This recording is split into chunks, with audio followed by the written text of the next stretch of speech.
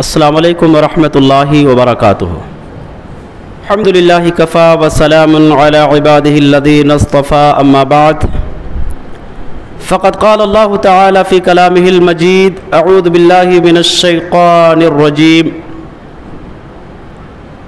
بسم اللہ الرحمن الرحیم انا فتحنا لک فتحا مبینا رب اشرح لی صدری ویسر لی امری واحلل عقدۃ من لسانی یفقہوا قولی ربی زدنی علما سبحانک لا علم لنا الا ما علمتنا انک انت العلیم الحکیم۔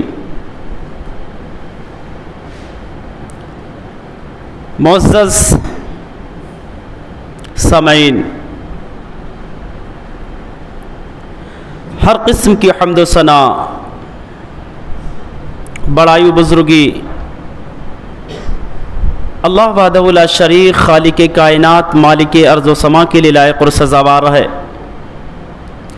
جس کی توفیق اور جس کے فضل سے اس مجلس کا انعقاد کیا گیا۔ بعدہ لاکھاں کروڑاں درود و سلام ہو اللہ کے تمام نبی و رسول پر، خصوصیت کے ساتھ اللہ کے آخری نبی مدنی کریم جناب محمد الرسول اللہ صلی اللہ علیہ وسلم پر۔ حضرات، آج کے اس موقع مبارکہ میں میرا موضوع سخن ہے غزوہ فتح مکہ۔ رب العالمین سے دعا ہے بار الہ اس کہنے والے کو کہنے سے زیادہ اور سننے والوں کو سننے سے زیادہ موضوع کے حوالے سے ملنے والے دروس، وعظ و نصیحت کو اپنے زندگی میں فالو کرنے کی توفیق عنایت فرمائے۔ اللہ تبارک و تعالی نے 20 رمضان المبارک سن 8 ہجری کو نبی کریم جناب محمد الرسول اللہ صلی اللہ علیہ وسلم کو مکۃ المکرمہ کی فتح کا شرف عطا کیا، اور یقیناً یہ کائنات کی سب سے عظیم فتح تھی، سب سے عظیم کامیابی تھی، جس کے ذریعے رب العالمین نے اپنے نبی کو اور اپنے دین کو عروج عطا کیا، عزت عطا کی۔ جس فتح کے ذریعے اللہ تبارک و تعالی نے اپنے مقدس شہر، مقدس گھر کو غلیظ ہاتھوں سے، ظالم و جابر لوگوں کے ہاتھوں سے آزاد کروایا۔ دنیا نبی کریم جناب محمد الرسول اللہ صلی اللہ علیہ وسلم کے جنگوں کو لے کر کے آپ پر طنز کستی ہے،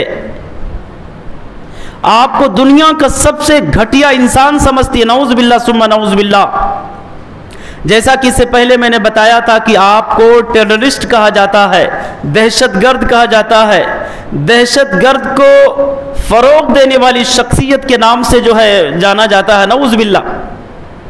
لیکن جتنی بھی جنگیں محمد الرسول اللہ صلی اللہ علیہ وسلم نے کی ہیں، ان جنگوں کے پیچھے اسباب کیا تھے؟ دنیا کو اگر ان جنگوں کے اسباب کا علم ہو جائے، ان جنگوں کی تناظر کا پتہ چلے، تو انشاءاللہ العظیم محمد الرسول اللہ صلی اللہ علیہ وسلم کو دہشت گرد نہیں کہے گی، بلکہ محسن انسانیت سے تعبیر کرے گی۔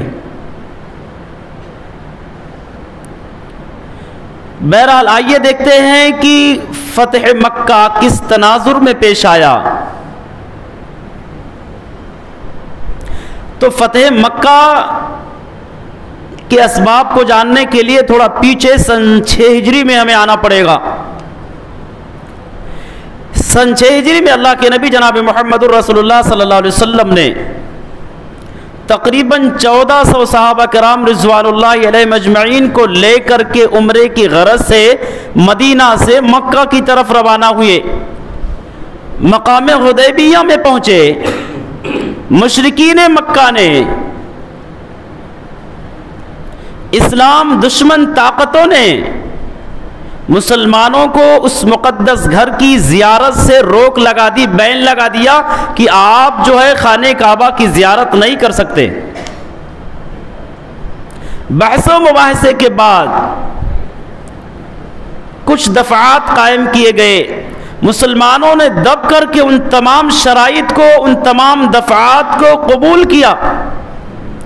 اللہ کے نبی نے ان تمام شرطوں کو مانا، حالانکہ صحابہ کرام کسی بھی صورت میں ماننے کے لیے تیار نہیں تھے، کہتے تھے اللہ کے نبی اس طرح سے دب کر کے صلح توڑو کریں گے ہم۔ اللہ کے نبی سمجھاتے رہے کہ میرے صحابہ یہی حق ہے، یہی حق ہے۔ صحابہ نبی کے آگے جانے سے بالکل عاجز تھے، بالکل آگے نہیں جا سکتے تھے۔ صلح حدیبیہ ہوا، اس موقع پر جزیرۃ العرب کی دو قومیں، دو قبیلے، جزیرۃ العرب کے دو قبیلے، ایک کا نام بنو بکر اور ایک بنو خزاع، ان میں آپس میں بڑی دشمنی رہتی تھی۔ بنو بکر میں، بنو خزاع میں کافی دشمنی رہتی تھی۔ خریزیہ جنگیں، ان کی جنگوں کے جھڑپ، لڑائیاں شروع رہتے تھے، کافی تناؤ تھے۔ اسلام کے آنے کے بعد ان کی دشمنی تھوڑی ٹھنڈی پڑ گئی تھی۔ اب جب ذی-قعدہ سن 6 ہجری میں صلح حدیبیہ کا واقعہ پیش آیا تو اس موقع پر بنو بکر نے قریش کو اپنا ساتھی بنایا، قریش کے ساتھ ہو گئے۔ بنو خزاع مسلمانوں کے ساتھ ہو گئے۔ بنو بکر قریش کے ساتھ ہونے میں بہت فخر محسوس کرتے تھے کہ ہم تو سپر پاور طاقت کے ساتھ ہیں، اب موقع ملا ہے بنو خزاع کا بینڈ بجانے کا۔ جبکہ مسلمانوں میں اور مشرکین میں یہ معاملہ طے ہو گیا کہ جنگ بند رہے گا، جنگ نہیں کیا جائے گا، آپ نہ تو زیارت کر سکتے خانہ کعبہ کا، نہ تو آپس میں ہم جنگ کریں گے۔ جنگ بندی کا اعلان ہو گیا۔ اس کے باوجود بھی بنو بکر نے قریش کے ساتھ رہنے کا غلط فائدہ اٹھایا کہ ہم تو ایک بہت بڑی طاقت کے ساتھ میں ہیں، تو کیوں نہ اس موقع کا فائدہ اٹھایا جائے۔ چنانچہ قریش کے ساتھ ہونے کا انہوں نے غلط فائدہ اٹھایا اور شوال کے مہینے میں، شعبان کے مہینے میں موقع پا کر کے رات کی تاریکی میں بنو بکر نے بنو خزاع پر حملہ کر دیا۔ بنو بکر کس کے ساتھ تھے؟ قریش کے ساتھ۔ بنو خزاع کس کے ساتھ تھے؟ مسلمانوں کے ساتھ۔ یعنی گویا کہ قریش نے مسلمانوں پر حملہ کر دیا۔ ابھی معاملہ کہتے پایا تھا کہ ہم جنگ نہیں کریں گے، کسی پر حملہ نہیں کریں گے، کسی پر ہتھیار نہیں اٹھائیں گے۔ اس معاہدے کے خلاف مشرکین مکہ نے، قریش مکہ نے قدم اٹھایا۔ بنو بکر نے جب بنو خزاع پر حملہ کیا رات کی تاریکی میں، اس وقت تو بیچارے وطیر نامی چشمے پر مقیم تھے۔ قریش کی مدد کی وجہ سے بنو بکر نے بنو خزاع کے تقریباً 20 سے زائد لوگوں کو قتل کر دیا اور جو باقی بچے ان کو مکہ تک کھدیڑ لائے۔ اب بنو خزاع نے کہا کہ تم نے ہمارے ساتھ زیادتی کی، اس کی شکایت ہم مدینہ والوں سے، محمد الرسول اللہ صلی اللہ علیہ وسلم سے کریں گے۔ بنو خزاع نے اس واقعے کی اطلاع محمد الرسول اللہ کو دی۔ کس کو بتایا؟ محمد الرسول اللہ صلی اللہ علیہ وسلم کو۔ کسی اور سے اپنے درد کا تذکرہ نہیں کیا۔ ہمارے ہاں کسی کے ساتھ کوئی حادثہ ہو جاتا سب سے بیان کرتے پھرتے رہتے ہیں، نتیجہ سلجھنے کے بجائے اور زیادہ معاملات الجھ جاتے ہیں۔ نبی کی سیرت، یہ سیرت ہمیں اور آپ کو پیغام دیتی ہے کہ اگر آپ کو کسی نے تکلیف پہنچائی ہے تو ڈائریکٹ آپ یا تو اس سے ملو یا آپ کے محلے کے جو قاضی ہوں، جو ذمہ دار شخص ہو، آپ ان سے اپنا درد بیان کرو کہ مجھے فلاں شخص سے اس طرح سے دلی تکلیف پہنچی ہے۔ انشاءاللہ العظیم معاملہ الجھے گا نہیں، معاملہ سلجھ جائے گا، بگڑے گا نہیں۔ بنو خزاعہ نے ڈائریکٹ اللہ کے نبی سے شکایت کی، چونکہ حاکم وقت تھے محمد الرسول اللہ صلی اللہ علیہ وسلم، اس لیے شکایت نہیں کی تھی کہ مسلمان تھے، شکایت اس لیے بنو خزاعہ نے کی تھی کہ محمد الرسول اللہ یہ حاکم وقت ہیں، شکایت ان سے کی جائے، یہاں سے مدد ملے گی، حالات یہاں سے سدھریں گے، سنبھلیں گے، سلجھیں گے۔ حالات بگاڑنے کی خواہش اور کوشش نہیں تھی ان کی۔ اللہ کے نبی نے کہا کہ ضرور ہم تمہاری مدد کریں گے۔ ادھر مشرکین مکہ کو اپنے اس غلط رویے پر کافی پچھتاوا تھا، انہیں یقین ہو گیا تھا کہ ہم نے جو کام کیا اس کا انجام اچھا نہیں ہوگا، چونکہ اگر مشرکین مکہ اگر سپورٹ نہیں کرتے بنو بکر کا تو بنو بکر کسی بھی صورت میں بنو خزاعہ پر حملہ نہیں کر پاتے۔ یہ ایک مشرکین مکہ کے سپورٹ سے ہی بنو بکر نے بنو خزاعہ پر حملہ کیا تھا اور ان کے 20 نوجوانوں کو قتل کیا، 20 سے زائد، اور سب کو مکہ تک کھدیڑ کر لا لیے۔ اس لیے ان کو اپنے اس کرتوت پر پچھتاوا بھی تھا اور ڈر بھی تھا۔ حالات کو سنبھالنے کے لیے، سدھارنے کے لیے فی الفور قریش نے ابو سفیان کو بحیثیت قاصد مدینہ روانہ کیا کہ جاؤ ہمارے اور مسلمانوں کے درمیان جو صلح کی مدت ہے اس مدت کو اور بڑھانے کے لیے ان سے پیشکش کرو اور عہد و پیمان کو اور مضبوط کر کے آؤ، مزید محمد الرسول اللہ صلی اللہ علیہ وسلم سے امان کا بھی مطالبہ کر کے آؤ۔ ابو سفیان سیدھا مدینہ آئے، اپنی بیٹی ام المومنین ام حبیبہ رضی اللہ تعالی عنہا کے گھر گئے۔ نبی کا بستر لگا ہوا ہے، ابو سفیان اس بستر پر بیٹھنے ہی والے تھے کہ ام حبیبہ نے بستر کو لپیٹ دیا، سمیٹ دیا۔ ابو سفیان کہنے لگے بیٹی کیا میں اس بستر کے قابل نہیں ہوں یا یہ بستر میرے قابل نہیں ہے؟ ام حبیبہ کہنے لگی والد محترم تم ناپاک ہو، مشرک ہو، یہ محمد الرسول اللہ کا بستر ہے، ناپاک آدمی محمد الرسول اللہ کے بستر پر نہیں بیٹھ سکتا۔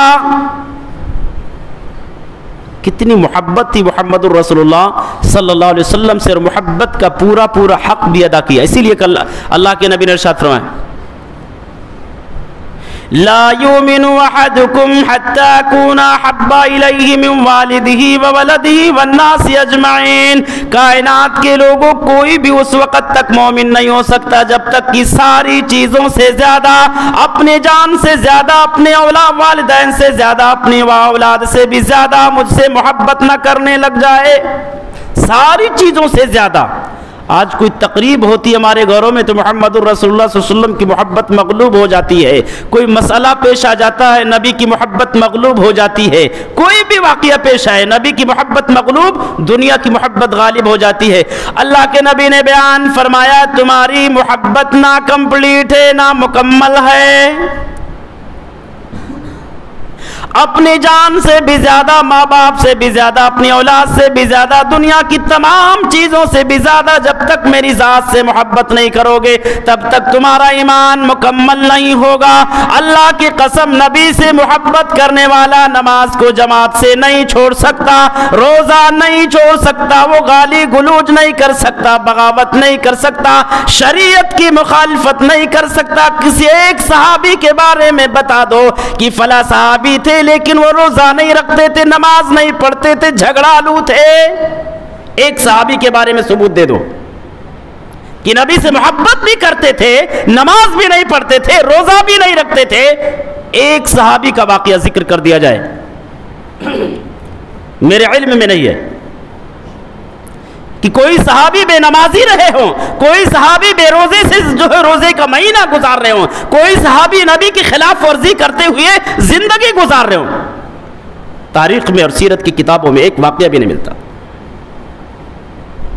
اگر نبی سے سچی محبت ہے مسلمانوں تو محبت کا حق ادا کرو، اور محبت کا حق دین کے پابند بن کر ہی ادا کر سکتے۔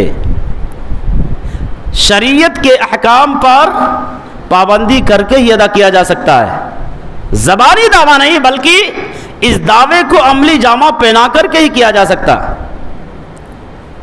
صحابہ کرام کو کتنی محبت تھی. ام حبیبہ کہتی ہے میرے ابو یہ محمد الرسول اللہ کا بستر ہے, تم ناپاک انسان ہو, تم مشرک ہو, مشرک کے لیے بستر حرام ہے, تم اس بستر پر نہیں بیٹھ سکتے, اس بستر کے قابل تم نہیں ہو. یہ سچی محبت ہے.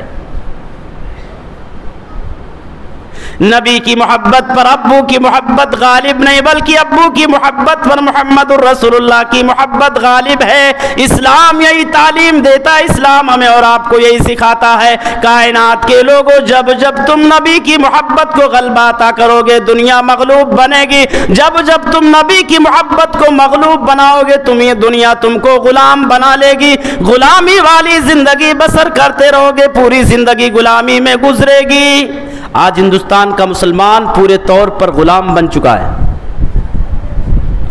مکمل طور سے. ہمارے پاس اختلافات بہت زیادہ, لڑائی جھگڑے بہت زیادہ, کھوریزیاں بہت زیادہ, دنیا کے معاملے میں بہت آگے, لیکن دین کے معاملے میں زیرو. ابھی نوجوانوں کا مشاہدہ کیا جائے تو میرے خیال سے نہ جانے کتنے نوجوان ایسے ملیں گے جو اس مبارک مہینے میں بھی روزہ نہیں رکھتے, ان کو روزے جیسی عظیم عبادت کی توفیق نہیں مل پا رہی. اللہ کے نبی نے بیان فرمایا رمضان المبارک کا مہینہ پانے کے بعد بھی اگر کوئی اپنے اللہ کو راضی نہ کر سکے, اپنے گناہوں کی تلافی نہ کروا سکے, اللہ تعالیٰ اس کو برباد کر دے. کتنے نوجوان ایسے ہیں جو نبی کی اس بد دعا کے, جبریل کی اس بد دعا کے مستحق ہوتے. نبی سے سچی محبت ہوتی تو روزہ نہیں توڑتے. ام حبیبہ نے کہا کہ ابو یہ محمد الرسول اللہ کا بستر ہے, لہذا یہ پاکیزہ ہے, تم ناپاک ہو. ناپاک اور پاک دونوں ایک ساتھ اکٹھا نہیں ہو سکتے, دونوں کے درمیان کوئی کمپرومائز نہیں ہے. اس بستر پر اگر بیٹھنا ہے ایمان کی ضرورت ہے, بغیر ایمان کے اس بستر پر نہیں بیٹھ سکتے. تل ملا کر کے ابو سفیان وہاں سے بھاگے. ابو بکر صدیق رضی اللہ تعالیٰ عنہ کے پاس آئے, کہنے لگے نبی سے سفارش کر دو. حضرت ابو بکر نے کہا کہ بالکل میں اس مسئلے میں کچھ بھی نہیں بول سکتا. عمر کے پاس جاؤ. عمر بن خطاب رضی اللہ تعالیٰ عنہ کے پاس آئے. حضرت عمر بن خطاب نے جو ہے ابو سفیان کو ڈانٹ کر کے بھگا دیا. حضرت علی کے پاس آئے. حضرت علی رضی اللہ تعالیٰ عنہ نے کہا کہ دیکھو اس معاملے میں میں بھی کچھ نبی سے گفتگو نہیں کروں گا, ہاں میرے پاس ایک سجھاؤ ہے, ایک پلان ہے. آپ بذات خود مدینہ کی گلیوں میں جا کر کے امان کا اعلان کرو اور مکہ چلے جاؤ. ابو سفیان نے ایسا ہی کیا. ادھر اللہ کے نبی نے جنگ کی تیاری شروع کر دی. چونکہ مشرکین مکہ نے بنو بکر جیسے شریر اور اجڑ قسم کے لوگوں کو اپنے ساتھ میں رکھ کر کے بدعہدی کی تھی, عہد نامے کو توڑا تھا. اگر قریش کے لوگ عہد نامے کو توڑتے نہیں, اللہ کی قسم محمد الرسول اللہ صلی اللہ علیہ وسلم یہ 10,000 صحابہ کرام کا لشکر لے کر کے مکہ پر چڑھائی نہیں کرتے. کیونکہ مسلمان وعدہ خلافی نہیں کرتا. اللہ نے اجازت دی ہے کہ اگر یہ کیا نام ہے, اگر یہ حرم کو توڑے تو تم بھی توڑ دو, یہ وعدے کو توڑ دے تو تم بھی توڑ دو. اگر یہ پہلے وعدہ خلافی کرتے ہیں تو اجازت ہے ان کو جواب دینے کی. فَإِن قَاتَلُوكُمْ فَاقْتُلُوهُمْ, پہلے نہیں. بتاؤ دنیا کی کون سی ایسی قوم ہے جس کو دفاع کا حق حاصل نہیں ہے؟ کسی کو بھی مارا جائے وہ روکے گا, اپنی دفاع کرے گا, اپنے آپ کو بچانے کی کوشش کرے گا. تو یہاں محمد الرسول اللہ صلی اللہ علیہ وسلم نے تمام جنگوں میں دفاع کی ہے, مسلمانوں کی جان کی, مسلمانوں کے مال کی, مسلمانوں کی عزت و آبرو کی دفاع کی ہے. انسانیت کے تحفظ کے لیے نبی نے قدم بڑھائے. آپ نے کبھی بھی پہل نہیں کیا, بلکہ جب دشمنوں نے پہل کیا ہے تب آپ نے جوابی کارروائی کی ہے. اور وہ بھی عرش سے پرمیشن ملنے کے بعد, اجازت ملنے کے بعد نبی نے قدم اٹھایا. اللہ کے نبی نے جنگ کی تیاری شروع کر دی. مدینہ کے اطراف میں جو اعراب بسے ہوئے تھے، جو دیہاتی لوگ تھے، ان کو بھی کہا بھائی جنگ کرنے کے لیے چلنا ہے، تیار ہو جاؤ۔ کہاں کرنا ہے جنگ یہ نہیں بتایا، اور اللہ سے دعا بھی کی کہ بار الہ اس پلان کو اور جاسوسوں کو قریش تک پہنچنے سے روک لے، تاکہ اچانک ہم ان پر حملہ کر دیں، اچانک ان کے سر پر سوار ہو جائیں اور ان کو پتہ بھی نہ چلے۔ مزید رازداری کے لیے رمضان المبارک کے شروع ہی میں ابو قتادہ رضی اللہ تعالی عنہ کو مدینہ سے تقریباً 36 میل کی دوری پر بطن عزم کی طرف روانہ کیا، تاکہ لوگ یہ سمجھیں کہ نبی کا پلان ادھر بطن عزم کی طرف ہے، یعنی اسی علاقے کی طرف ہے، دوسرے علاقے کا ان کا ارادہ اور پلان نہیں ہے۔ ادھر حاطب بن بلتع رضی اللہ تعالیٰ عنہ نے بذریعہ خط مشرکین مکہ کو اطلاع دینے کی کوشش کیا، ایک خط لکھا کہ محمد الرسول اللہ صلی اللہ علیہ وسلم جو ہے مکہ پر حملہ کرنے والے،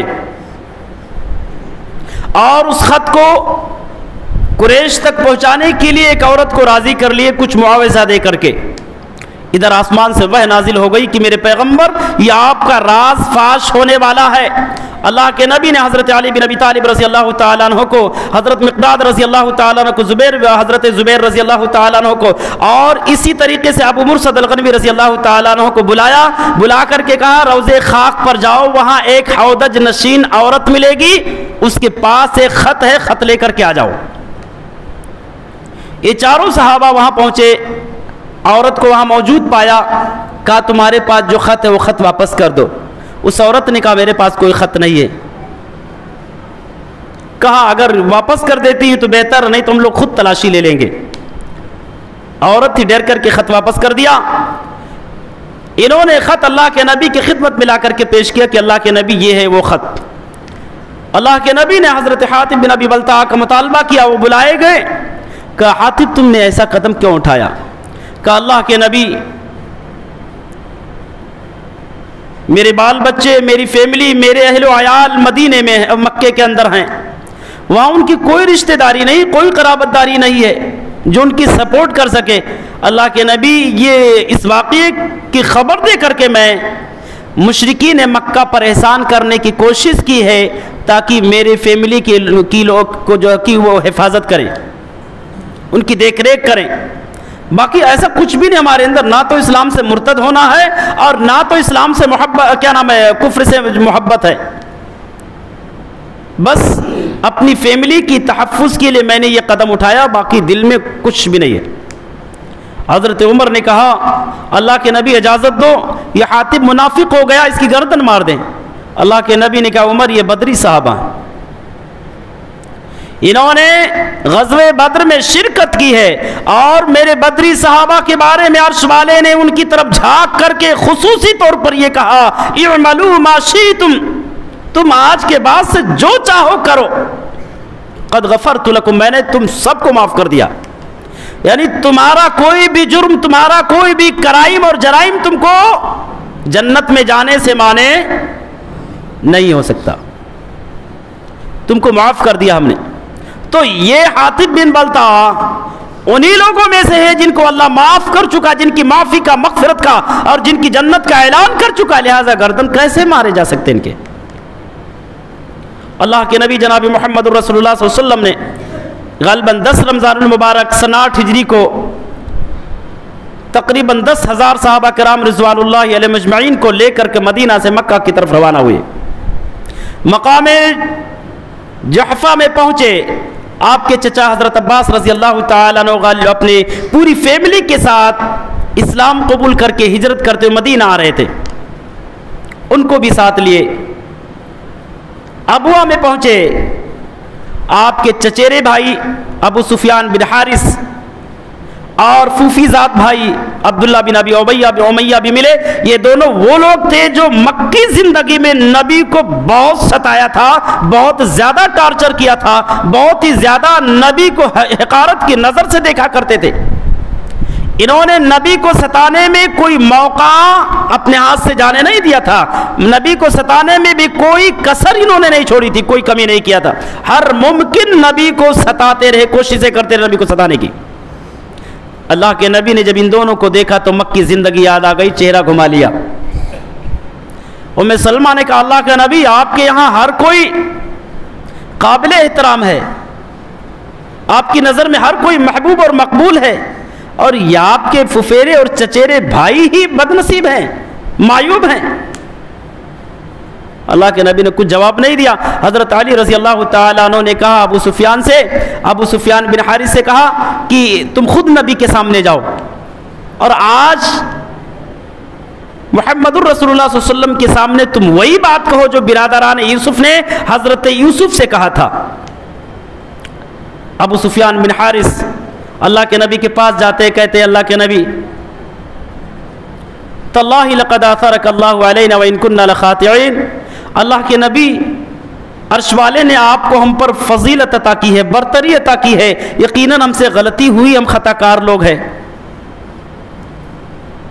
اتنا زیادہ ٹارچر کرنے کے باوجود، اتنی دشمنی اور ادا کرنے کے باوجود بھی اللہ کے نبی کے سامنے جب معافی والا چہرہ لے کر کے، معافی والا پلان لے کر کے آتے ہیں، محبوب کبریا ارشاد، محبوب کبریا اعلان کرتے ہیں انتم الطلقاء لا تثریب علیکم اليوم یغفر اللہ لکم وہو ارحم الراحمین، جاؤ تم سب کے سب آزاد ہو، کوئی سرجنش نہیں، اللہ بھی تم سب کو معاف کرنے والا بڑا رحیم ہے، بڑا کریم ہے، اس کی رحمت بہت گشادہ ہے، میں بھی معاف کرتا ہوں، اللہ بھی معاف کر دے گا۔ جاؤ سفر شروع کیا، مقام قدید میں پہنچے۔ قدید پہنچنے کے بعد اللہ کے نبی نے محسوس کیا کہ میرے صحابہ پر روزہ بہت بھاری جا رہا ہے۔ پیدل کا سفر، ٹرین، بس، بائک، گاڑی اور یہ بلیٹ، یہ سارے سویدھائیں نہیں تھی، پیدل چل رہے تھے۔ آج ہمارے نوجوان بہانہ بازی کرتے ہیں کہ مولانا راج کام کرتے ہیں، حمالی کرتے ہیں، مزدوری کرتے، بہت محنت کرتے ہیں، گاڑی پر دن بھر کھڑے رہتے ہیں، دھوپ کی شدت برداشت نہیں ہوتی، روزہ نہیں ہو پاتا۔ میرے نبی کی صحابہ سخت دھوپ کے موسم میں غزوہ بدر کے لیے نکل پڑتے ہیں، فتح مکہ کے لیے نکل پڑتے ہیں۔ نبی کی محبت کی دلیل ہے، کوئی بہانہ بازی نہیں۔ اللہ کے نبی شارع علیہ الصلوۃ والسلام نے محسوس کیا میرے صحابہ پر بھاری جا رہا ہے، روزہ کھول دیا، افطاری کر لی، صحابہ کرام نے بھی روزہ توڑ دیا۔ شریعت نام ہے اتباع کتاب اللہ سنت رسول اللہ کا، نبی کہے اٹھ تو اٹھ جاؤ، نبی کہے بیٹھ تو بیٹھ جاؤ، نماز کا وقت ہو جائے نبی کے نماز کے لیے چل پڑو تو چل پڑو، اگر رک گئے تو اتباع نہیں ہے، نبی سے محبت نہیں، بغاوت ہے، عداوت ہے، اس کو محبت نہیں کہتے۔ نبی جس چیز سے محبت کرے، اگر ہم اس سے محبت کرتے ہیں تو نبی کی محبت باقی ہے، نبی کو جس سے محبت ہے اس سے اگر ہم نفرت کرتے ہیں تو نبی کی محبت ہمارے دل میں نہیں ہے۔ ایک حدیث پیش کر دو کہ نبی نماز سے نفرت کرتے تھے، ایک حدیث، ایک واقعہ دکھا دو کہ نبی کو روزوں سے نفرت تھی، ایک واقعہ دکھا دو کہ دو لوگ لڑتے تھے تو نبی مزہ لیتے تھے۔ یہ ساری چیزیں نبی سے عداوت کی، نفرت کی، نبی سے دشمنی کی دلیل ہے کہ ہمارے دل میں نبی کی محبت ہی نہیں ہے۔ محبت تو اس کو کہتے ہیں دو لوگ جب لڑ رہے ہوں تو تیسرا آ کر کے چھوڑا دے، محبت اس کو کہتے ہیں پابندی کے ساتھ نماز کے لیے آئے بھی مسجد میں، محبت اس کو کہتے ہیں کہ ہمارے نبی کو روزے سے محبت تھی، ہم بھی روزہ رکھے، حالات کتنوں بگڑ جائے، ہاں اگر جان جا سکتی ہے چھوڑ دو، آپ کو یقین ہے کہ مر جائیں گے، جان بچانے کے لیے روزہ توڑ دو، سفر کی حالت میں روزہ توڑ دو۔ لیکن یہ قوم راج کام پر جا رہے ہیں، حمالی کر رہے ہیں، مزدوری کر رہے ہیں، دکان پر روزانہ جا رہے ہیں، گاڑی پر روزانہ بیٹھ رہے ہیں، بہت مشکل جا رہا ہے۔ یہ عیش پرستی ہے، اسلام کے خلاف ہے، یہ کوئی شرعی عذر نہیں ہے۔ اگر صحابہ کرام عذر پیش کرتے تو رمضان کے مہینے میں غزوہ مکہ کے لیے نکلتے ہی نہیں، غزوہ بدر کے لیے نکلتے نہیں۔ اللہ کے نبی روزے سے ایک جنگ کیسے لڑیں گے؟ جبکہ جنگ میں مزید طاقت کی ضرورت ہوتی ہے، طاقت و قوت کی ضرورت ہوتی، وہاں لڑنا ہے، دشمن سے مقابلہ کرنا ہے، وہاں تو زیادہ سے زیادہ بہادر بننے کی ضرورت ہے۔ اس کے باوجود بھی اگر روزہ رکھنے سے آدمی کمزور ہوتا، اللہ کی قسم اسلام اپنے ماننے والوں کو روزے کی تعلیم نہیں دیتا۔ ہمت، نیت۔ آپ بتاؤ، روزہ رکھ کر کے ہم بیان دیتے ہیں، ہم انسان نہیں ہیں؟ چیخ چیخ کر بولتے ہیں تو کیا مر جاتے ہیں یا کیا کمزور ہو جاتے ہیں؟ بالکل بھی نہیں۔ روزہ رکھنے سے اگر کمزوری آتی، کتنے بہانے بازیاں، کوئی بولتا پیٹ کا پرابلم ہے، کوئی بولتا کیا نام ہے کڈنی کا پرابلم ہے، کوئی سٹون کا پرابلم ہے۔ آپ خلوص نیت کے ساتھ اللہ کی رضا کے لیے روزہ رکھو، اللہ کی قسم ساری بیماریوں کا حل روزے میں ہے۔ یقین کے ساتھ رکھو تو صحیح، اور جب یقین ہی نہیں ہے اللہ پر، خلوص ہے ہی نہیں اندر، تو معمولی معمولی بیماریاں ہمارے لیے عذر بن جاتی ہیں۔ معمولی معمولی پرابلم، معمولی معمولی چھوٹے چھوٹے مسئلے ہمارے لیے دین سے دور ہونے کے لیے عذر بن جاتے ہیں۔ اللہ کے نبی نے مقام قدید میں پہنچنے کے بعد روزہ کھول دیا، تمام کے تمام صحابہ نے بھی کھول دیا۔ اگر اللہ کے نبی روزہ نہیں توڑتے، صحابہ بھی نہیں توڑتے۔ اللہ کے نبی کو برداشت کرنے کی طاقت اور صلاحیت تھی، لیکن آپ نے جب شریعت نے یہ رخصت دی ہے سفر کی حالت میں، تو اس رخصت کا فائدہ اٹھاتے ہوئے صحابہ کرام پر تھوڑی آسانی پیدا کرنے کے لیے آپ نے روزہ توڑ دیا کہ جب رخصت ہے تو کیوں پریشانی میں صحابہ کرام کو ڈالیں۔ سفر جاری رکھا، آپ رات ظہران تک پہنچے، غالباً یہ عشاء کا وقت ہے۔ آپ صلی اللہ علیہ وسلم کے حکم سے تمام صحابہ نے الگ الگ آگ جلائے، آگ جلا کر کے مکہ والوں کو خبر دیا کہ مکہ والوں ہوشیار ہو جاؤ، تمہارے سر پہ پہنچ چکے، تمہارے سینے پر جھنڈا گاڑنے والے ہیں، ہوشیار ہو جاؤ۔ ادھر مکہ والوں کو آہٹ ہو چکی تھی کہ ایک بہت بڑا لشکر محمد الرسول اللہ لے کر آ رہے۔ ابو سفیان نہایت ہی اندیشے اور خدشے کے عالم، گھبراہٹ میں گھر سے نکلے تھے۔ ان کے ساتھ میں بدیل بن ورقہ اور حکیم بن حزام رضی اللہ تعالیٰ عنہما بھی تھے، ابھی مسلمان نہیں ہوئے تھے۔ گفتگو کر رہے تھے کہ بھائی ایسی آگ اور ایسی لشکر تو کبھی دیکھی ہی نہیں تھی، یہ ہے کون؟ ٹھیک اسی موقع پر حضرت عباس رضی اللہ تعالیٰ عنہ گشت کر رہے تھے محمد الرسول اللہ صلی اللہ علیہ وسلم کے کھچر پر سوار ہو کر کے۔ آپ نے ابو سفیان کی آواز کو پہچان لیا کہ ہو نہ ہو ابو سفیان ہی ہے۔ حضرت عباس نے کہا ابو حنظلہ کیا بات ہے؟ ابو حنظلہ یعنی حضرت ابو سفیان نے بھی پہچان لیا کہ حضرت عباس ہے، کہنے لگے ابو الفضل معاملہ کیا ہے؟ حضرت عباس نے کہا یہ محمد الرسول اللہ اور ان کا لشکر ہے، بہت بڑا لشکر لے کر آئے، آج تو مشرکین مکہ کے لیے تباہی ہے، مشرکین مکہ کو برباد ہونے سے دنیا کی کوئی طاقت اب نہیں بچا سکتی ہے۔ ابو سفیان نے کہا پھر میں کیسے بچوں؟ حضرت عباس نے کہا دیکھو یہ لوگوں کی نظر اگر تم پر پڑی تو ماری ڈالیں گے، اس لیے خیر اس میں کہ آؤ میرے سواری پر بیٹھ جاؤ، میں محمد الرسول اللہ کے پاس لے کر چلتا ہوں، ان سے امان کا مطالبہ کیا جائے گا۔ ابو سفیان حضرت عباس رضی اللہ تعالیٰ عنہ کی سواری پر بیٹھے، عمر بن خطاب کی نظر ابو سفیان پر پڑی، زوردار آواز میں چیخ پڑے کہ اے اللہ کے دشمن، بغیر کسی محنت اور مشقت کے، بغیر کسی حد و پیمان کے ہمارے کنٹرول میں آ گیا ہے، اب تو بدلہ لے لیں گے۔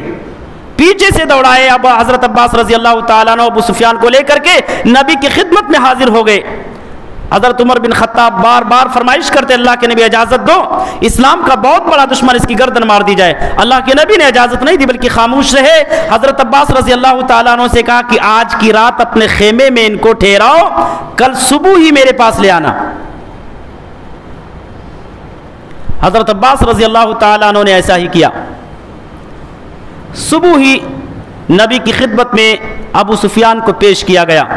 اللہ کے نبی نے کہا ابو سفیان ابھی تک تم انکار کرتے رہے، لیکن یہ حالات دیکھنے کے بعد بھی کیا ابھی بھی وہ وقت نہیں آیا کہ اللہ واحد کی گواہی دے دو.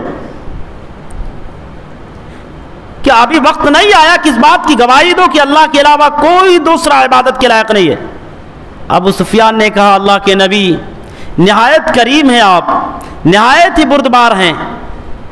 اگر کوئی دوسرا اللہ ہوتا، ایک اللہ کے علاوہ کوئی دوسرا معبود ہوتا تو آج ابو سفیان کی مدد کرتا. میں گواہی دیتا ہوں کہ اللہ کے علاوہ کوئی دوسرا معبود نہیں ہے.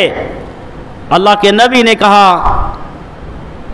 کہ ابھی بھی وقت نہیں آیا کہ میری رسالت کی گواہی دو، ابھی بھی شک ہے؟ ابو سفیان نے کہا اللہ کے نبی ابھی بھی دل میں کھٹک ہے، یقین نہیں آ رہا ہے. حضرت عباس رضی اللہ تعالیٰ عنہ نے کہا کہ ابو سفیان قبل اس کے کہ تیری گردن مار دی جائے کلمہ پڑھ لے.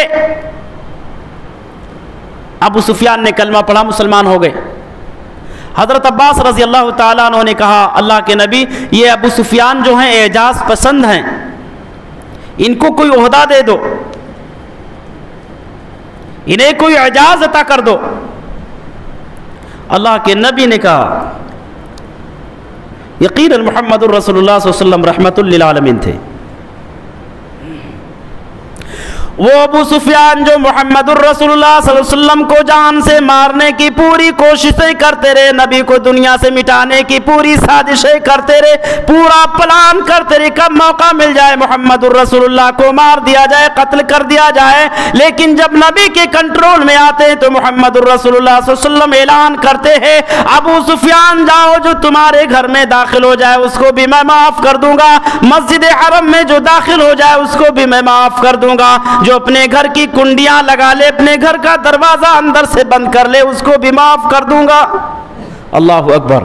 قرآن نے کیا ہی اعلان کیا وما ارسلناک الا رحمتا للعالمین، ہم نے محمد الرسول اللہ کو جہان والوں کے لیے رحمت بنا کر کے بھیجا، رحمت بنا کر کے بھیجا، رحم و کرم والا بنا کر کے بھیجا. اپنوں کے لیے بھی رحمت، غیروں کے لیے بھی رحمت، سب کے لیے بھی رحمت.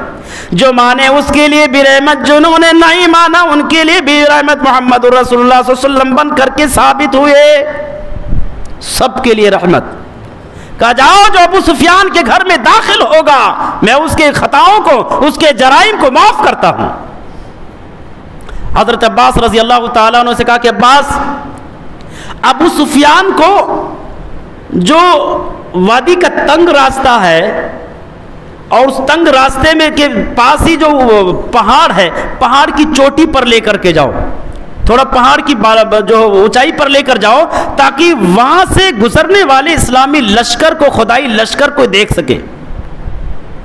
حضرت عباس رضی اللہ تعالیٰ نے وہاں لے کر کے گئے اور قبائل اپنے اپنے پرچم لہراتے وہاں سے گزر رہے تھے. جو بھی قافلہ وہاں سے گزرتا حضرت ابو سفیان سوال کرتے کہ یہ کون ہے؟ حضرت عباس ان کا تعارف کراتے، ان کے بارے میں بتاتے کہ فلاں بن فلاں ہے، یہ فلاں قافلہ ہے، یہ فلاں قبیلہ ہے. یہاں تک کہ انصار کا ایک قافلہ گزرا جس کے قائد سعد بن عبادہ رضی اللہ تعالیٰ عنہ تھے. سعد نے جیسے دیکھا ابو سفیان کو کہنے لگے ابو سفیان تم نے بہت ظلم ڈھائے ہیں، آج بدلہ لیں گے. الیوم یوم الملحمہ، آج بدلے کا دن ہے، خوریزی کا دن ہے، چن چن کر کے بدلہ لیں گے، ایک ایک جرم کا بدلہ لیں گے، ایک ایک خون کے قطرے کا بدلہ لیں گے آج. ابو سفیان نے کہا پامالی کا دن تم کو مبارک ہو، بدلے کا دن تمہیں مبارک ہو. اس کے بعد ایک اور قافلہ گزرا. یہ محمد الرسول اللہ صلی اللہ علیہ وسلم تھے جو اپنے سبز دستے میں تشریف فرما تھے، انصار و مہاجرین کے جلوے میں تشریف فرما تھے جہاں صرف چاروں طرف سے لوہے کی باڑیں نظر آ رہی تھی. ابو سفیان نے پوچھا کہ بھائی یہ کون ہیں اتنی شان اور شوکت سے؟ حضرت عباس نے کہا یہ محمد الرسول اللہ صلی اللہ علیہ وسلم ہے اور یہ ان کے سیکورٹی گارڈ ہے، یہ ان کے دوست اور احباب ہیں، انصار و مہاجرین کی جماعت یہ ہے جو چاروں طرف سے ان کو گھیرے ہوئے. سفیان کی روح کانپ گئی، گھبرا گئے، کہنے لگے اللہ اکبر، آج ان سے مقابلہ کرنے کی طاقت کسی کے اندر نہیں ہے، کسی کے اندر جرات ہی نہیں کہ ان سے مقابلہ کر سکے. کہنے لگے ابو سفیان کہنے لگے عباس یہ تیرا بھتیجا تو بڑی ترقی کر لی، بہت بڑی بادشاہت والا بن گیا۔ حضرت عباس رضی اللہ تعالیٰ نے کہا کہ بیوقوف، یہ بادشاہت نہیں ہے، یہ نبوت ہے۔ حضرت ابو سفیان موقع پاتے ہی نبی کی خدمت میں حاضر ہوئے، کہنے لگے اللہ کے نبی، یہ سعد بن عبادہ تو کہتے ہیں کہ آج بدلے کا دن ہے، تم سے بدلہ لیں گے، آپ نے تو امان دے دیا، معافی دے دی، یہ بدلے کی دھمکی دے رہے ہیں۔ اللہ کے نبی کہنے لگے کہ سعد بن عبادہ نے غلطی کی، الیوم یوم الملحمہ نہیں بلکہ الیوم یوم المرحمہ ہے، رحم و کرم کا دن ہے، معافی کا دن، آج سب کو معاف کیا جائے گا، سب کو امان دیا جائے گا، بدلہ نہیں لیا جائے گا۔ آج تو خانہ کعبہ کو غلاف پہنانے کا دن ہے، خانہ کعبہ کے تقدس کا دن ہے، خانہ کعبہ کے احترام کرنے کا دن ہے، پامال کرنے پامالی کا دن نہیں ہے۔ اللہ کے نبی نے صرف اسی ایک دھمکی پر سعد بن عبادہ کو ان کی امارت سے، عہدے سے برخاست کر دیا، جھنڈا لے لیا، اور انہی کے بیٹے حضرت قیس رضی اللہ تعالیٰ عنہ کو جھنڈا دے دیا کہ یہ جھنڈا تم سنبھالو، اس قافلے کا قائد تم ہو، ذمہ دار تم ہو۔ جیسے ہی اللہ کے نبی وہاں سے گزرے، حضرت ابو سفیان رضی اللہ تعالیٰ عنہ وہاں سے بھاگتے ہوئے مکے کے اندر آئے، اور مکے میں اعلان کرنے لگے کہ مکے والوں، جو خانہ کعبہ میں داخل ہو جائے نبی اس کو معاف کریں گے، جو اپنے گھر کا دروازہ بند کر لے نبی اس کو معاف کر رہے ہیں، جو ابو سفیان کے گھر میں گھس جائے نبی ان کو بھی معاف کر رہے ہیں۔ یہ اعلان سنتے سارے لوگ اپنے اپنے گھروں کا رخ کیا، بعض لوگ مسجد حرم کے اندر داخل ہو گئے، بعض لوگ حضرت ابو سفیان کے گھر میں داخل ہوئے، بعض لوگوں نے اپنے اپنے گھروں کے دروازے اور کنڈیاں لگا لی۔ اللہ کے نبی مقام زیتوا میں پہنچے، وہاں پہنچنے کے بعد میسرا کے کمانڈر حضرت خالد بن ولید رضی اللہ تعالیٰ کو بلایا، کہا دیکھو مکے کے اندر، مکے کیا نام ہے، یہ زیری راستے سے مکے میں گھسنا ہے، اور جو بھی سامنے آئے اس کو اڑا دو، اور صفا پہاڑی پر آ کر کے مجھ سے ملاقات کرو۔ میمنہ کے امیر حضرت زبیر رضی اللہ تعالیٰ کو بلایا، کہا کہ مکہ کے بالائی راستے سے مکے میں داخل ہونا، اور مقام حجون میں جا کر کے میرا پرچم وہاں میرا جھنڈا گاڑ دو۔ جو پیدل والے قافلے تھے، بے ہتھیار والے قافلے تھے، ان کے امیر حضرت ابو عبیدہ رضی اللہ تعالیٰ کو بلایا، کہا آپ کا کام ہے بطن وادی کے راستے سے مکہ میں مجھ سے پہلے پہنچ جاؤ، یعنی ایک پلان سب کو بتا دیا کہ اسی پلان کے تحت تم کو مکے میں داخل ہونا، آپ اس راستے سے جاؤ، آپ اس راستے سے جاؤ، آپ اس راستے سے جاؤ، اور فلاں جگہ جا کر کے آپ ٹھہرو، آپ فلاں جگہ جا کر کے قیام کرو، فلاں جگہ آ کر کے آپ مجھ سے ملاقات کرو۔ پورے پلان کے تحت ادھر قریش کے کچھ اوباس گھات میں چھپے ہوئے تھے کہ کب موقع ملے، کہیں موقع ملے گا تو ماریں گے مسلمانوں کو۔ اچانک خالد بن ولید رضی اللہ تعالیٰ عنہ سے ان کی جھڑپ ہوئی، ایک ہی جھڑپ میں تقریباً 12 اوباشوں کو 12 گنڈوں کو انہوں نے مار گرایا۔ یہ ڈاکو تھے، انسانیت کے دشمن تھے۔ اب کوئی بولے کہ کیا نام ہے خالد بن ولید نے کئی لوگوں کو قتل کیا تھا، نعوذ باللہ، وہ لوگ تو تھے لیکن انسان کے شکل میں بھیڑیے تھے۔ خالد بن ولید نے جو ان کو مارا اس لیے مارا کہ وہ مارنے کے لیے گھات میں لگے ہوئے تھے کہ اگر ہمیں موقع ملے گا تو ان مسلمانوں کو ہم قتل کریں گے، اس لیے بدلے کے طور پر خالد بن ولید رضی اللہ تعالیٰ عنہ نے ان کو مارا۔ اب دنیا یہاں اگر آواز اٹھاتی ہے کہ انہوں نے قتل کیا، نعوذ باللہ، تو انہوں نے قتل اس لیے بدلے کی صورت میں، بدلے کی شکل میں انہوں نے قتل کیا۔ دو لوگ آپس میں لڑیں گے، جو بھی جیتے گا، جو بھی طاقتور ہوگا وہ سامنے والے کو مارے گا، جو اپنے دشمن کو جو بھی کنٹرول کر پائے گا تو ظاہر سی بات ہے خاموش تھوڑو بیٹھے گا، مارے گا۔ یہی کام خالد بن ولید رضی اللہ تعالیٰ عنہ نے بھی اس موقع پر کیا۔ حضرت زبیر رضی اللہ تعالیٰ عنہ مقام حجون میں پہنچنے کے بعد مسجد فتح کے پاس نبی کا پرچم لہرایا، اور وہاں پر جو ہے وہاں پر ایک کوٹھی بنائی، ایک عریش بنایا، उम्मे सलमा रज़ी अल्लाह ताला अन्हा और हज़रत मैमूना रज़ी अल्लाह ताला अन्हा ने उस अरीश में आराम कर रही थी। अल्लाह के नबी भी पहुँचे, आपने भी थोड़ा आराम किया। आराम करने के बाद आप अपने अरीश से, अपने झोपड़ी से निकले। हज़रत अबू बकर सिद्दीक़ रज़ी अल्लाह ताला अन्हु की मैयत में अंसार मुहाजिरीन के जलवे में सूरतुल फतह की तिलावत करते हुए खाने काबा के अंदर दाखिल हुए। हजर अस्वद का बोसा आपने लिया, हजर अस्वद को चूमा, खाने काबा का आपने तवाफ किया। आपके हाथ में एक छड़ी थी। उस मौके पर खाने काबा में, औतराफ़े काबा में, जो खाने काबा के इर्द गिर्द तकरीबन 360 बुत रखे हुए थे। आप सल्लल्लाहु अलैहि वसल्लम अपनी छड़ी से उन बुतों को कचोके लगाते थे। वह बुत मुंह के बल जमीन पर गिरते जा रहे थे और अल्लाह के नबी के ज़बान मुबारक से कुरान की आयत की विर्द हो रही थी, जाल हक व ज़हक़ल बातिल इन्नल बातिल काना ज़हूक़ा। हक आ गया है, बातिल अब ठहरेगा नहीं। हक के मुकाबले में बातिल को मिटना, बातिल जाके रहेगा। अल्लाह के नबी खाने काबा की तवाफ से फारिग हुए। फरागत के बाद आप सल्लल्लाहु अलैहि वसल्लम ने उस्मान बिन तलहा रज़ी अल्लाह ताला अन्हु को बुलाया। किसको? उस्मान बिन तलहा को। कहा खाने काबा की चाबी लाओ। चाबी लिया, खाने काबा का दरवाज़ा खुलवाया, ताला खुलवाया। अंदर में भी कुछ बुत रखे होते, निकलवा करके तोड़वा दिया। कुछ तस्वीरें थी, अल्लाह के नबी ने उनको मिटवा दिया। उसके बाद उसामा बिन ज़ैद रज़ी अल्लाह ताला अन्हु को साथ लिया, हज़रत बिलाल रज़ी अल्लाह ताला अन्हु को साथ लिया और इन दोनों की मईयत में खाने काबा के अंदर दाखिल हुए और अंदर से दरवाज़ा लगा लिया। अंदर से दरवाज़ा लगाया। दुरकत नमाज अंदर आपने अदा की, अल्लाह रब्बुल आलमीन की तौहीद बयान की, अल्लाह रब्बुल आलमीन की किबरियाई बयान की। दरवाज़ा खोला, अजीब व गरीब मंजर देखा। बगैर किसी कशमकश के, बगैर किसी टकराव और झड़प के तमाम के तमाम अहले कुरैश मस्जिद हरम के अंदर सफ दर सफ खचाखच भरे हुए। अजीब व गरीब मंजर नबी ने देखा। दरवाजे के दोनों बाजू पकड़ करके नबी ने एक बलीग खुतबा दिया, अहकामे शरीयत का निफाज किया, शरीयत के मसाइल आपने बयान फरमाए, ज़माने जाहिलियत के रस्म और रवाज को की तरदीद किया और उसको छोड़ने के लिए क्या नाम है आपने हुक्म दिया कि ज़माने जाहिलियत के जितने भी रस्म और रवाज है उसको छोड़ दिया जाए, उस पर अमल न किया जाए। उसके बाद कहा, कुरैश के लोगों क्या मालूम है तुम्हारे साथ क्या होने वाला है? कुरैश के लोगों ने कहा कि आप तो करीम भाई और करीम के बेटे भी हैं, आपसे तो आफ़ो दरगुजरी ही की उम्मीद है। अल्लाह के नबी ने कहा, ला तस्रीब अलैकुम अल-यौम, आज के दिन कोई सरजनिश नहीं। इज़हबू फ़अंतुम तुलक़ा, जाओ सबको सब में आज़ाद कर, सब माफ़ हो।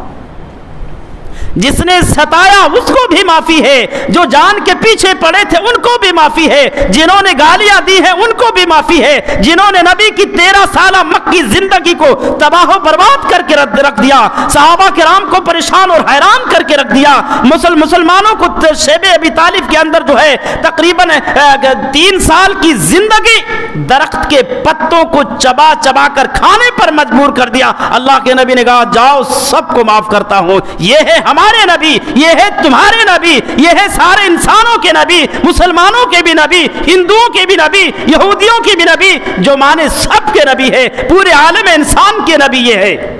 का सबको माफ करता हूं। दुनिया मेरे नबी को दहशतगर्द कहती है। दहशतगर्द ऐसे हुआ करते, कंट्रोल पाने के बाद में, कंट्रोल हासिल करने के बाद में ये जालिम खूनों से होलियां खेलती हैं। अमन शांति की रट लगाने वाले, अमन शांति का नारा लगाने वाले जब मैदान जंग में उतरते हैं तो खूनों की होलियां खेलते हैं, इंसानियत का गला घोंटते हैं, मजलूमों पर नाजायज जुल्म करते हैं, तड़पा तड़पा करके मारते हैं।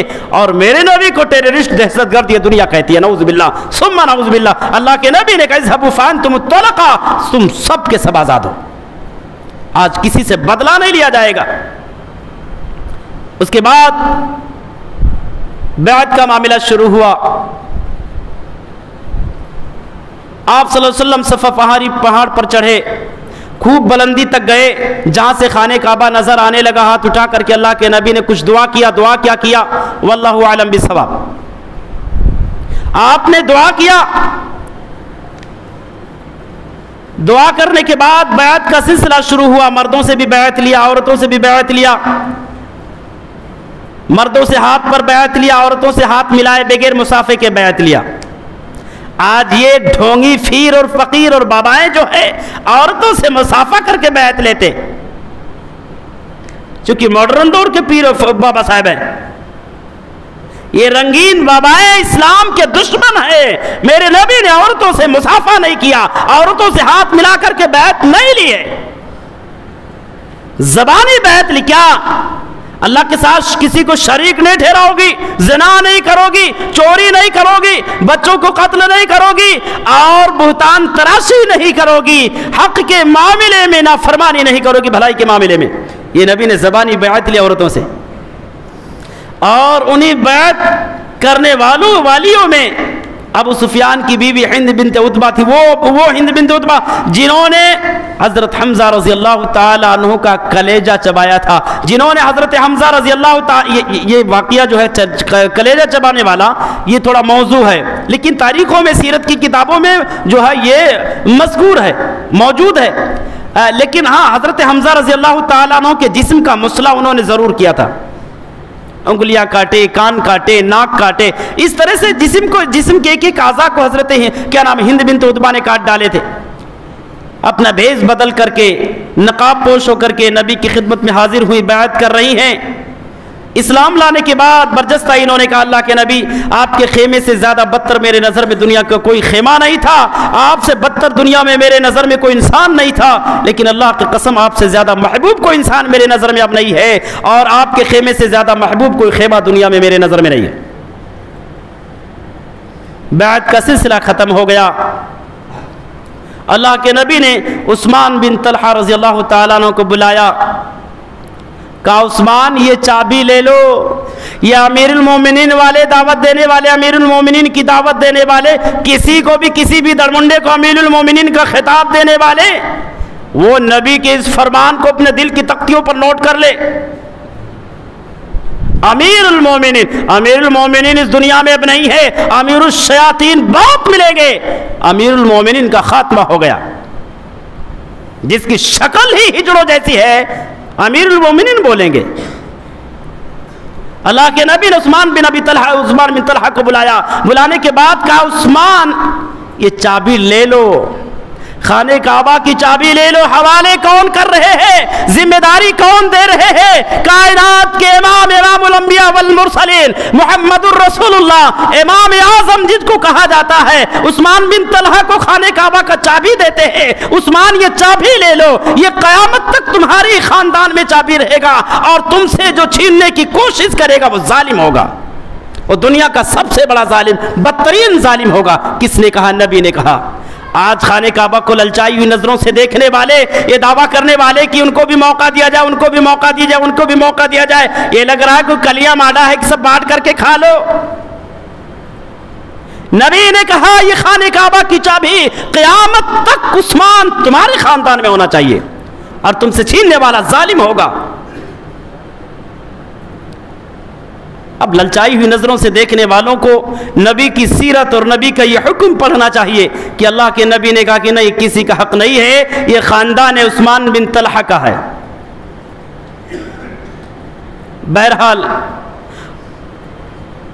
مکہ فتح کرنے کے بعد خانہ کعبہ کی چابی عثمان بن طلحہ رضی اللہ تعالیٰ عنہ کو دینے کے بعد چاش کے وقت ام ہانی رضی اللہ تعالیٰ ام ہانی بنت ابی طالب کے گھر گئے، آپ نے غسل کیا، غسل کرنے کے بعد فتح کی نماز 8 رکعت ادا کی، اور اس کے بعد غالباً 19 دن تک مکہ المکرمہ کے اندر ٹھہرے رہے۔ 19 دن قیام کرنے کے دوران جو ہے آپ نے بہت سارے کارنامے انجام دیے، منات کا خاتمہ کیا، عزا کا خاتمہ کیا، لات کا خاتمہ کیا، سوا کا خاتمہ کیا۔ یہ کفار اور مشرکین کے جو بڑے بڑے کرمنل اور ڈینجر بت تھے، جو بہت بڑے بڑے کیا نام ہے خدا مانے جاتے تھے ان کے، ان سب کو انہی 19 دن قیام کے دوران توڑوایا، اور 19 دن قیام کرنے کے بعد یہ بڑے بڑے کارنامے انجام دینے کے بعد اللہ کے نبی اپنے انصار اور مہاجرین کو لے کر کے مکہ المکرمہ کو الوداع کہہ کر کے مکہ سے روانہ ہوئے، اور مدینہ کی طرف آپ مدینہ جا کر کے بسے۔ یہ ہے غزوہ فتح مکہ کی پوری تاریخ۔ اس پوری تاریخ میں مسلمانوں کی طرف سے اور محمد الرسول اللہ صلی اللہ علیہ وسلم کی طرف سے کہیں بھی ظلم اور جرم نظر نہیں آتا. اتنا سب کچھ سہنے کے بعد، برداشت کرنے کے بعد اللہ کے نبی کو جب کنٹرول حاصل ہوا سرزمین مکہ پر، اللہ کے نبی نے بدلہ نہیں لیا بلکہ سب کو معاف کر دیا. آپ کی سیرت طیبہ ہمیں اور آپ کو پیغام دیتی ہے کہ مسلمانوں اپنے دشمنوں کو بھی معاف کرنا سیکھو. اگر کوئی معافی مانگتا ہے یا معافی نہیں بھی مانگتا ہے، اس کی حرکتیں ایسی ہیں جو معافی جیسی ہیں، معاف کر دو، نظر انداز کر دو. اپنے دل میں بدلے کی بھڑاس، بدلے کا پلان نہ رکھو کہ جب موقع ملے گا تو اگر سچے محمد الرسول اللہ کے صدائی ہو تو، محمد الرسول اللہ سے سچی الفت اور محبت ہے تو، اگر سامنے والا معافی مانگنا چاہتا ہے تو اس کو معاف کر دو، یا معافی والی حرکتیں اگر وہ کر رہا ہے تو اس کو معاف کر دو. اس سے بدلے کے لیے اپنے دل میں پلان نہ بناؤ کس سے بدلہ لینا. نبی کی سیرت ہمیں اور آپ کو یہ بھی پیغام دیتی ہے کہ انسانیت پر ظلم کرنا حرام ہے. انسانیت پر ظلم کرنا حرام ہے. نبی کی اسی سیرت سے ہمیں اور آپ کو پیغام ملتا کہ اتفاق و اتحاد میں، اخوت میں، بھائی چارگی میں بہت بڑی طاقت ہے. انتشار میں تباہی اور بربادی ہے، اتفاق و اتحاد میں بڑی مضبوطی، بڑی پائیداری، بڑی طاقت ہے. اگر ہم متحد ہو کر کے رہیں تو انشاءاللہ العظیم دنیا ہمارا کچھ نہیں بگاڑ سکتی. ایک اور نیک بن کر کے رہے انشاءاللہ دنیا ہمارا کچھ نہیں بگاڑ سکتی. جب جب دنیا ہمارے اوپر انگلی اٹھائے گی انشاءاللہ العظیم یہ اس کی انگلی اللہ ٹیڑھا کر دے گا. جب جب زبان کو حرکت دے گی رب العالمین اس کی زبان کو اینٹھ دے گا. جب جب باڈی کے کسی اعضاء سے ہمارے اوپر اشارہ کرے گی ظلم کے طور پر رب العالمین اس کو مروڑ دے گا، بشرطے کہ ہم ایک اور نیک بن جائیں. آپ صلی اللہ علیہ وسلم کی پورے سیرت طیبہ سے، اسے کیا نام ہے، فتح مکہ کے واقعے سے ہمیں اور آپ کو پیغام ملتا ہے کہ اخوت اور بھائی چارگی میں بڑی طاقت ہے. میں امید کرتا ہوں انشاءاللہ العظیم کہ جس طرح سے غزوہ فتح مکہ سننے کے لیے آئے ہیں تو انشاءاللہ العظیم اس سے ملنے والے پیغام کو بھی مانیں گے، اخوت اور بھائی چارگی کے ساتھ انشاءاللہ العظیم زندگی گزاریں گے. دوسری چیز، مسجدوں کو انشاءاللہ العظیم آباد کرنے والے بنیں گے.